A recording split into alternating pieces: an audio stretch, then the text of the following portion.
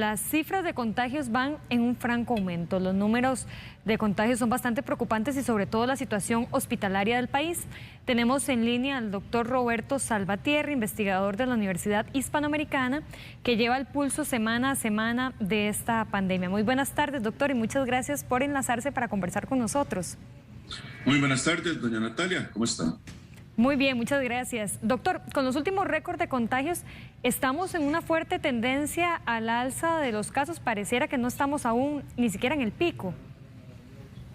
Lamentablemente sí, eso es lo que nosotros hemos visto. De hecho, habíamos pensado, viendo estadísticas de otros países, especialmente estadísticas de Rumanía, que tiene una población parecida a la de Costa Rica, y el comportamiento de la pandemia en otros países, donde nos hemos dado cuenta que cuando cae, como cayó a principio de año en Costa Rica, unos 4 a 6 meses después es cuando vemos el pico. Si en este momento no nos ponemos las pilas, por decirlo de alguna manera, probablemente lo que estamos viendo es el inicio de un iceberg con probablemente consecuencias muy ominosas para todo el país. Ustedes que le han seguido el pulso a la pandemia semana con semana, con los números, ¿cuáles son en este momento los lugares con mayor índice de contagio en el país? Ok, en este momento tenemos regiones de Punta Arenas, tenemos regiones como Pérez Celedón, algunas regiones de Guanacaste. Lo que pasa es que esto va cambiando día por día. También hay unos lugares en Cartago donde habíamos visto aumentos significativos. Lo que pasa es que nosotros calculamos no solamente la cantidad de casos, sino también calculamos lo que es la tasa de reproducción. La tasa de reproducción es bastante variable y más o menos nos da un indicativo de cómo ha ido fluctuando la cantidad o cuál es la posibilidad de infección semana tras semana. Entonces, siguiendo el pulso con esto, sabemos que tenemos una tasa, un índice de reproductibilidad bastante alto durante la última semana, lo cual nos indica que más bien en lugar de ir en disminución, tenemos una pandemia que va en ascenso por completo. A propósito de lugares específicos de los que conversaba usted, doctor, hay 8 cantones en especial: Escazú, Santana, Pérez Celedón, Zarcero, Poás, Garavito, Quepos y San Isidro de Heredia, que están en un alto riesgo. ¿Qué implica este alto riesgo para estos 8 cantones específicamente? Para estos cantones lo que estamos viendo es que tienen tasas de infectabilidad muy altas, o sea, hay muchas personas infectadas y esto se va sacando conforme a la semana anterior. Esto nos da también el número de reproducción, como les estaba diciendo, que lo que nos va diciendo es que en estos lugares específicos, y lo que estás hablando es de la clasificación que nosotros hacemos semana tras semana, en estos lugares específicamente lo que estamos viendo es que va hacia la tendencia en aumento, por lo cual nosotros hemos pedido que se tomen medidas de precaución, que las personas se cuiden, que mantengan el distanciamiento social, pero lamentablemente semana tras semana, después de haber llegado a un punto donde no tuvimos a nadie en categoría roja, ningún cantón del país, vamos por 8 y sabemos que esta semana este número va a aumentar lamentablemente. Hay una sensación, doctor, a propósito de la gravedad de los casos, hay una sensación como de que cada vez hay más casos de gravedad. ¿Esto lo respaldan los números? Sí, fue muy interesante. De hecho, durante la semana pasada, nosotros cogimos los datos y nos empezamos a fijar cuál era la relación entre hospitalización y la cantidad de personas que estaban de esos hospitalizados en unidad de cuidados intensivos. Nos damos cuenta que aproximadamente todo el año pasado normalmente estábamos en un 45%. ¿Qué es lo que quiero decir?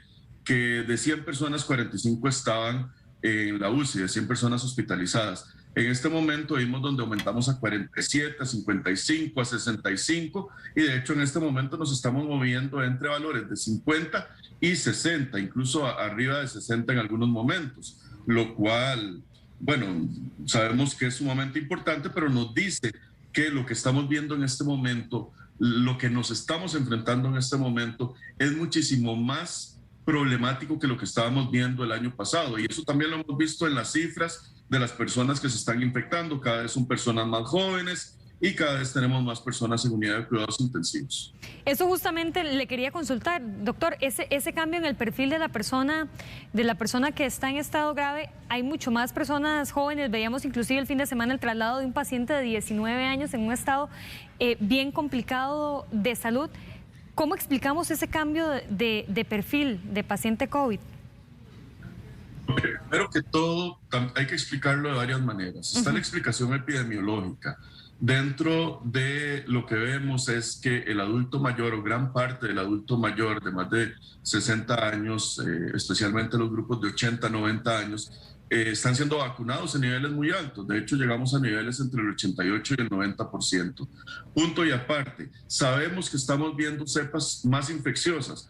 En el momento en el que tenemos cepas más infecciosas, sabemos que las mismas atacan muchísimo más fuerte a personas con menos edad. Y esto es un efecto que lamentablemente no solamente lo estamos viendo a nivel de Costa Rica, es un efecto mundial que ya no lo empezamos a ver en Canadá hace unos cuantos meses, después encontramos cepas y ahora estamos viendo el efecto en distintos países, en Costa Rica, como usted lo dijo, muchachos jóvenes e incluso antes nosotros veíamos que teníamos puestos. Primer puesto de personas enfermas, adultos. Segundo puesto, adultos mayores. Tercer puesto, niños. En este momento, el grupo de niños que es de 18 años para abajo pasó al segundo puesto, lo cual es sumamente preocupante.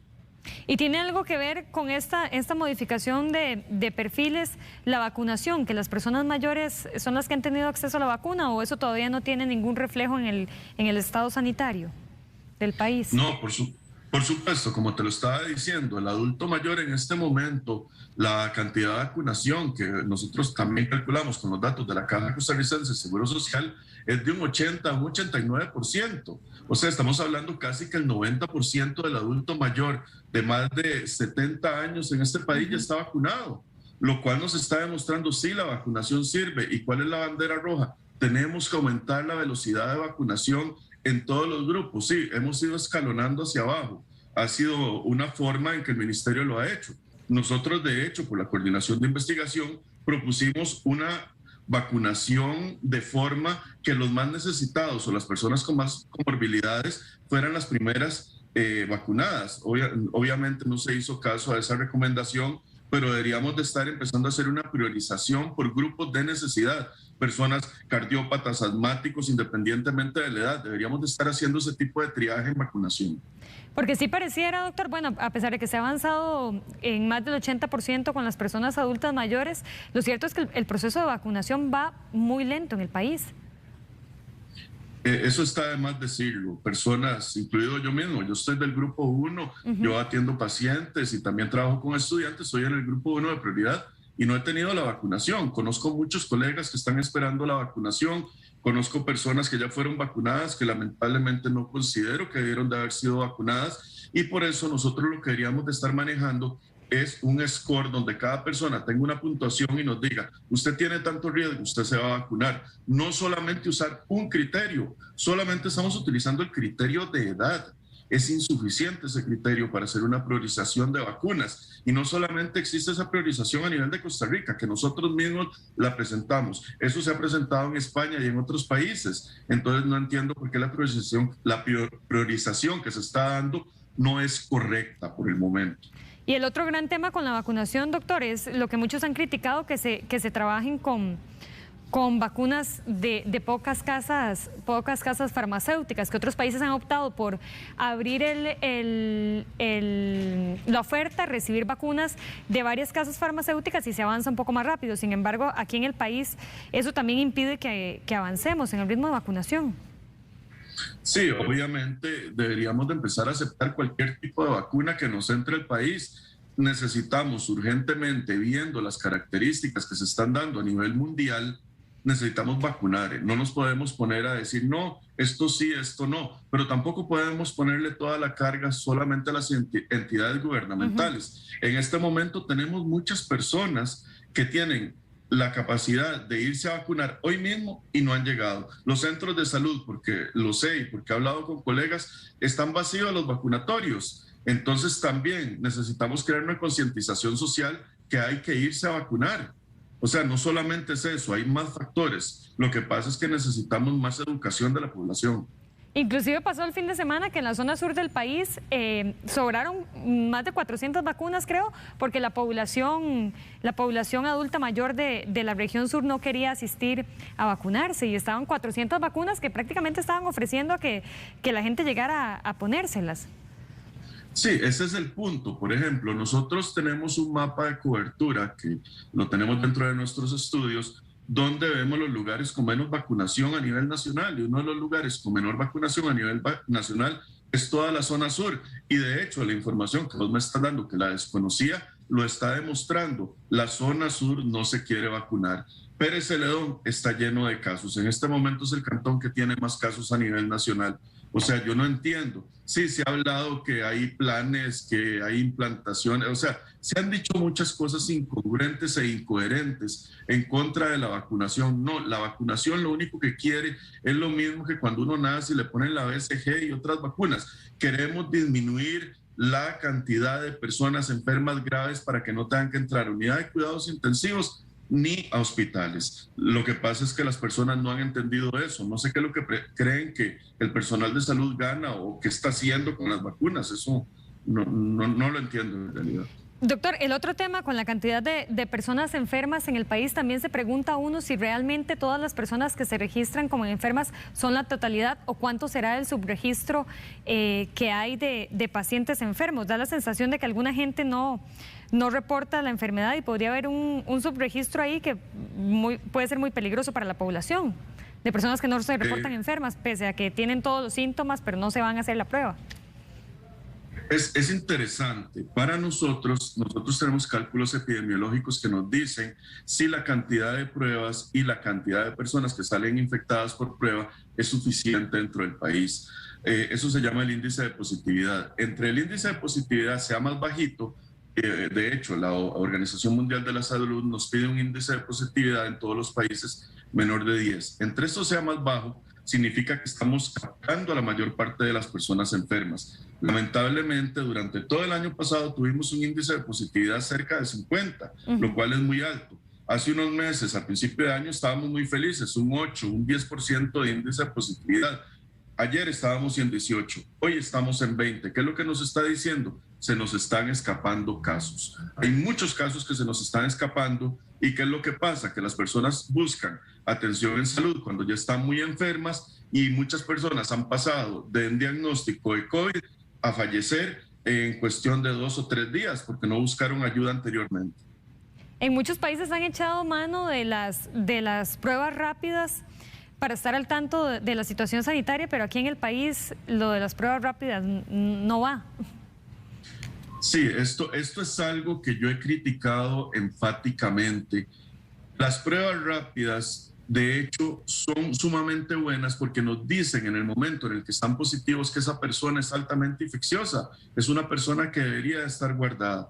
El Ministerio de Salud, no entiendo por qué, porque sé que contarían también con el aval del Colegio de Microbiólogos, ha dicho las pruebas rápidas solamente se utilizan para países los cuales acepta la prueba rápida para ingreso de personas no nacionales. Tenemos la prueba, tenemos los laboratorios, sabemos que se pueden sacar en 10, 15 minutos. Eso es un tamizaje. No entiendo por qué no utilizamos ese tamiz y después, si se quiere, se les hace la PCR a 24 horas, pero podríamos tener en 15 o 20 minutos personas ya aisladas y evitar transmisiones masivas, como nos hemos dado cuenta en clústeres. Las noticias que ustedes mismos acaban de dar, hay muchas personas enfermas en la Asamblea Legislativa, sí, eso se llama un clúster de infección, un grupo de infección, donde una persona infectada explota e infecta a muchas más personas. Eso lo podríamos estar parando. Así se le detectó el COVID a una persona como el expresidente de Estados Unidos. A cada rato le hacían pruebas rápidas y lo encontraron, lo trataron rápido y se acabó. Pero ¿qué pasa? No lo sé, no soy una persona que tal vez pueda opinar en eso. ¿Y cuáles son las razones que ha dado las autoridades de salud para no implementar las pruebas rápidas masivas en el país? En realidad no conozco ninguna razón que haya dado, tal vez no estoy bien informado, pero No conozco ningún tipo de razón. No sé si será por un control epidemiológico para tener PCR o lo estarán dando porque no tienen tanta sensibilidad, porque el PCR te da cantidades mínimas positivas, en cambio se ocupan cantidades más grandes, pero la razón real en realidad la desconozco. Doctor, las autoridades gubernamentales han apelado a la responsabilidad individual de todas las personas frente a la pandemia. Y tal vez por eso las medidas sanitarias, algunas personas, hay sectores que opinan que deberían ser más severas, hay otros sectores que opinan que sí debería ser responsabilidad personal cómo manejar el tema sanitario. ¿Qué opinión le merece a usted las medidas sanitarias que están implementadas? Y si usted cree que deberían ser más severas. Primero que todo, nosotros ya lo sabemos, las medidas sanitarias solamente de restricción vehicular y de movimiento se vuelven sumamente insuficientes, porque lo hemos visto y tenemos los gráficos de movilidad a nivel internacional que han hecho para Costa Rica. No se mueven en la noche, pero se mueven durante todo el día y los fines de semana. De hecho, siempre hemos visto aumentos durante los fines de semana de la movilidad. Entonces, eso no sirve. ¿Qué pasa? Sí, nos han dicho, las personas deberían de cuidarse, pero ya hoy lo he dicho varias veces, hay muchos que podrían estar en teletrabajo, no los mantienen en teletrabajo. Hay gente que tal vez podría estar haciendo las cosas de otra manera, que ya el año pasado lo vimos que funcionaba, pero no entiendo por qué los patronos no ayudan a poner más personas en teletrabajo, que el gobierno considere un cierres, especialmente ahora que vemos que la población joven se nos está infectando más. Podrían haber unos cuantos cierres, aunque sea cierres de unas cuantas semanas a nivel de los colegios. Los colegios se vuelven focos de infección, infectan a los padres, terminan hospitalizados, terminan en la UCI. Son cosas que yo en realidad me gustaría que implementaran. Sabemos que eso mejoraría mucho la situación en salud del país. El gobierno lo está haciendo muy bien, necesitando al 100% el uso de mascarillas, pero hay cosas que se podrían implementar mejor y obviamente hay cosas que los patronos, insisto, y las personas podríamos trabajarlo de una mejor manera. La presencialidad se ha vuelto secundaria y deberíamos de entender que no es necesaria en este momento para mucho tipo de trabajo. Doctor, volviendo al tema de los números, según ustedes que tienen el control semana a semana del avance del COVID en el país, ¿a cuánto podríamos llegar en este momento, en esta alza de casos que estamos? ¿Cuál creen ustedes que sería el pico de personas infectadas por día? Es muy difícil de saber y de hecho nosotros somos muy cautelosos con las estimaciones que se hacen. Nosotros hemos utilizado gráficos de proyecciones específicamente de algunos sitios especializados en proyección epidemiológica que no solamente utilizan una variable, sino que utilizan muchas variables para hacer eso. Y lo que hemos visto es que se ha hecho una proyección más o menos de un aumento entre el 2 y el 5% diario, más o menos lineal. No sabemos si eso irá a ser cierto y esperaríamos que no, porque incluso el año pasado nosotros vimos cómo se fue comportando. Teníamos subidas, manteníamos mesetas, volvían a subir, unos días bajaba. Entonces, obviamente, es difícil hacer una estimación, porque si en este momento las personas se empiezan a cuidar, vuelven a mantener el distanciamiento social, se mantienen en la casa todo lo posible, los casos van a bajar inexorablemente. Ya lo hemos visto. El contacto con las personas es lo que produce el contagio. Eso no es un secreto para nadie. Así que si se sigue dando esto, sí, podríamos ver un aumento entre el 2 y el 5%, tal vez cada 2 o 3 días. Pero si esto es así, vamos a un punto todavía más ominoso.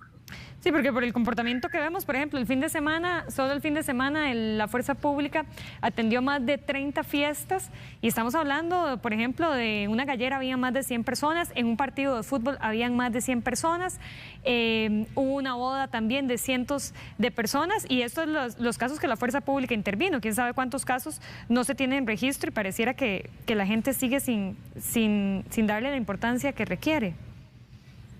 Obviamente, cuando se sacan cálculos de las proyecciones de los casos a futuro, siempre se ponen 3 escenarios. Un escenario que es sin protección, un escenario que es el que mantenemos ahora y un escenario que es con la mayor protección posible. El escenario sin protección, que es el que se podría llegar a dar, nos podría poner en cuestión de semanas en 3,000 casos día, lo cual sería sumamente asustante porque el sistema de salud no podría contemplar a tantos pacientes. Obviamente ese sería el peor de los casos, espero que no sea así, pero nuevamente tenemos que cuidarnos. Y es que, doctor, inclusive mucho por debajo de esos 3.000 casos ya colapsarían el sistema de salud, porque estamos casi al tope de la ocupación con 1.600, 1.700 casos diarios. En mucho menos de 3.000 colapsaríamos el sistema. Exactamente, nosotros hace un momento dijimos, en este momento por hospitalizados tenemos una cantidad de personas, el 50% de los hospitalizados están terminando en unidad de cuidados intensivos. De cada 1.000 personas que se enferman de COVID, entre un 5 y un 7% necesitan hospitalización. O sea, eso siempre pasa. Entonces, pensémoslo así. Por cada 100 personas que tengan COVID, 5 van a necesitar hospitalización, aproximadamente. Y de esos 5, estamos hablando que al final de cuentas entre un 1 y un 2% van a necesitar unidad de cuidados intensivos. Si hablamos de 1.000 personas, estaríamos hablando de 2.000 personas, que es un cálculo fácil de sacar, estaríamos hablando que tendríamos de esas 2.000 personas, aproximadamente 100 personas en hospital, y de esas 100 personas en cuidados intensivos, y nos estamos acercando a 2.000, o sea, tendríamos 50 en cuidados intensivos, 100 en hospital y 1.900 enfermos. Y esos datos lo hemos visto, no los estamos sacando de la manga, son datos que se han visto en todo el mundo. Entonces, si seguimos 1.000 ocupando 100 camas de hospital y 50 de UCI, haga la suma. O sea, simple y sencillamente estamos a día de un colapso total a nivel de salud. Pero la gente piensa, no, que es al lado de los que tienen COVID y a mí ya me dio. Sí, pero las camas no solamente son las de COVID. Si una persona en este momento tiene un accidente de tránsito y todas las camas están ocupadas por personas de COVID y necesita entrar en una unidad de cuidados intensivos porque se viene desangrando, sí, hay unas que se han separado para eso, pero también todos tenemos riesgo y en cualquier momento todos podemos llegar a utilizar una cama de unidad de cuidados intensivos. Personas que salen de cirugías y las ocupan y todo eso. Y el personal y el oxígeno y los enfermeros, todo eso también va a estar cuidando a esas personas. No es solamente el COVID, tenemos un sistema de salud que mantener que existe antes del COVID y que ya lo teníamos parcialmente en problemas anteriormente. O sea, el sistema de salud no da. Esperaríamos que no tengamos que llegar efectivamente, doctora, a esa situación tan apremiante. Sí, en realidad una de las cosas que nos ha preocupado es, y yo un día esto lo escribí, es que los médicos están a punto de entrar a un triaje. Triaje es escoger, usted tiene más posibilidades de sobrevivir, le vamos a dar a usted la cama, usted no tiene posibilidad de sobrevivir, bueno, como dice la gente, vaya a ver qué hace porque aquí no tenemos capacidad para mantenerlo y usted no está bien. Entonces, básicamente piense el dolor para una familia que sepa que su familiar falleció porque no se le pudo dar el mejor cuidado. El médico tomar esa decisión y como lo he dicho yo, eso para mí es una eutanasia social. Estamos haciendo una eutanasia y estamos, si llegamos a ese punto, matando a las personas porque nosotros como sociedad estamos decidiendo no darle el espacio a cada persona para que tenga una oportunidad de luchar por su vida al 100%. Eso nos debería quedar en la conciencia a todos como pueblo. Doctor, muchísimas gracias por el espacio y ojalá que de verdad todas las personas, todos los costarricenses hagamos conciencia sobre la responsabilidad que cada uno tenemos en cómo avanza o cómo se detienen los casos de COVID en el país. Muchas gracias, muy buenas tardes. Muchas gracias, doctor.